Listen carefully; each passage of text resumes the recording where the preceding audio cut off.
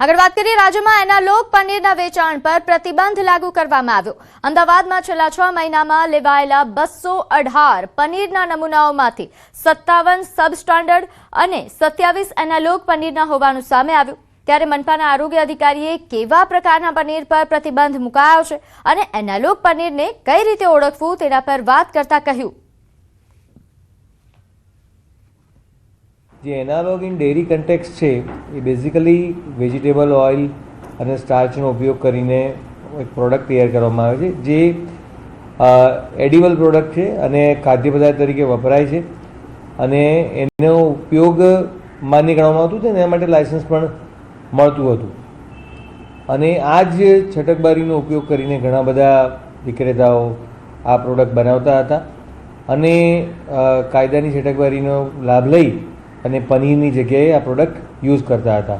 સામાન્ય વ્યક્તિને જો એને પરખવું હોય મતલબ તો એ કઈ રીતે કરી શકાય? તો એક તો ટચ ટેસ્ટ આપણે કરીએ કે ભાઈ જે મિલ્ક પનીર હોય એકદમ સોફ્ટ હોય, જ્યારે એનાલોગ છે એ થોડું રબરી અને ઓઇલી ટેક્સચર એનું હોય છે। જ્યારે એનું ટેસ્ટ કરીએ મિલ્ક પનીરનો તો દૂધનું પનીર બનેલું હતું એ પ્રકારનો ટેસ્ટ આવે, જ્યારે જે એનાલોગ છે એનો ન્યુટ્રલ ટેસ્ટ હોય કાં ઓઇલી ટેસ્ટ હોય।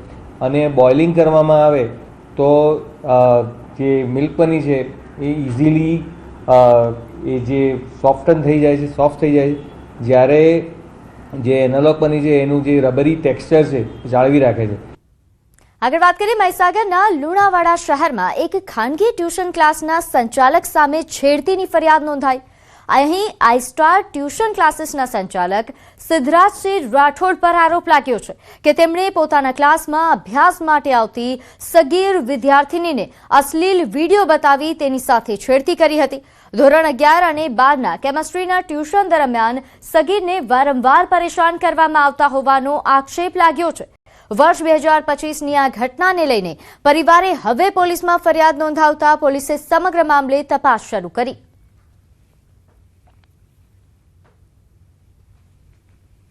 લુણાવાડા ટાઉનમાં 12મા ધોરણમાં ભણતી એક સગીરાને પ્રાઇવેટ ટ્યુશન ક્લાસીસના સંચાલક દ્વારા છેડતીનો એક બનાવ સામે આવેલ છે। પ્રાથમિક માહિતી અનુસાર આ સગીરા 2025માં જુલાઈ મહિનાથી લઈને ડિસેમ્બર મહિના સુધીને લુણાવાડા ટાઉનમાં આવેલ આઈસ્ટાર ટ્યુશન ક્લાસીસમાં ટ્યુશન માટે જતી હતી। એ સમય દરમિયાન ટ્યુશન ક્લાસીસના સંચાલક સિદ્ધરાજસિંહ રાઠોડ નામના વ્યક્તિ દ્વારા આ સગીરાને ક્લાસમાં અવારનવાર છેડતી કરવામાં આવતી હતી। હવે વાત ખખડધજ રસ્તા અંગે।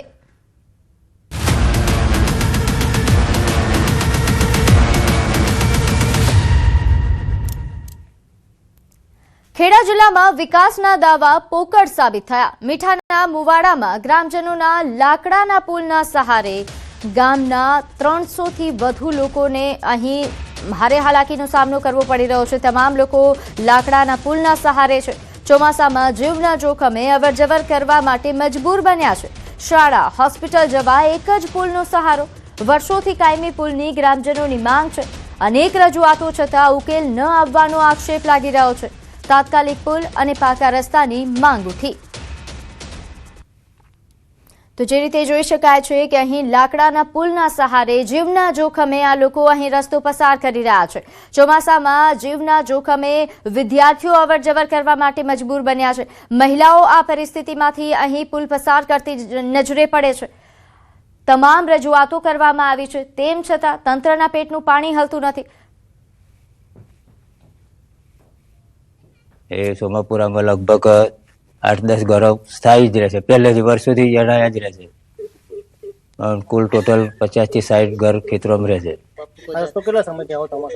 આજીવન આ જ રસ્તો છે। ચોમાસામાં આ બનાવવો જ પડે અમારે, તો જ આ જવાય ખેતરોમાં, જવાય જ નહીં। મેઇન રસ્તો વેરાવાનો છે, પણ વેરામ તો અત્યારે 2 માથોડા જેટલું પાણી એટલે જવાય જ નહીં। તો બનાસકાંઠાના પાલનપુરમાં પોલિટેકનિક કોલેજથી ધનિયાણા ચોકડી સુધીનો માર્ગ છેલ્લા 6 મહિનાથી બિસ્માર હાલતમાં છે। આ રોડના કારણે અવરજવર કરતા લોકોને અકસ્માતનો ભય સતાવી રહ્યો છે। વળી આ માર્ગ 20થી વધુ ગામોને જોડતો મુખ્ય માર્ગ છે।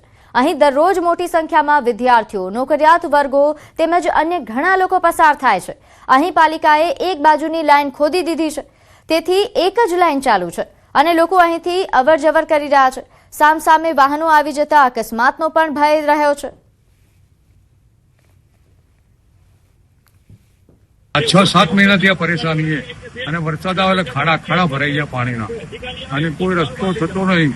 તો કોઈ અધિકારી સાહેબને મારી વિનંતી છે કે આટલું કામ કરી આપો તો ધન્યવાદ. આ રસ્તો 6 મહિનોથી આ પોઝિશન હાલતમાં કોઈ શોધાતો નહીં અને એક સાઈડના રસ્તા એવો હોય ને કે પબ્લિક કદી ચાલી શકે ના, કારણ કે એક સાઈડે એટલી નાની હોકડી છે 12 ફૂટની નહીં અને બે સાધન ક્રોસ થતા એને બહુ તકલીફ પડે. બરોબર, અહીંથી રાજકારણીયા બધા અધિકારીઓ કલેક્ટર બધા અહીંથી ચાલે પણ એમને કોઈ બી ખબર જ પડતી નથી. ગાડીઓ વાળા બસો વાળા બધા હેરાન થાય છે. આ રોડ કોઈ બનાવતો નથી. બરોબર ને આ રિક્ષાઓ સાધન હીરો હોન્ડા પડે છે. મારા દીકરા અમે મારી દુકાન છે બધા પડે છે. તો અહીંથી શાળાએ જતા તેમજ કોલેજમાં અભ્યાસ કરતા વિદ્યાર્થીઓ પણ પસાર થાય છે. તે લોકોને પણ હાલાકી પડી રહી છે અને અકસ્માતનો ભય સતાવી રહ્યો છે.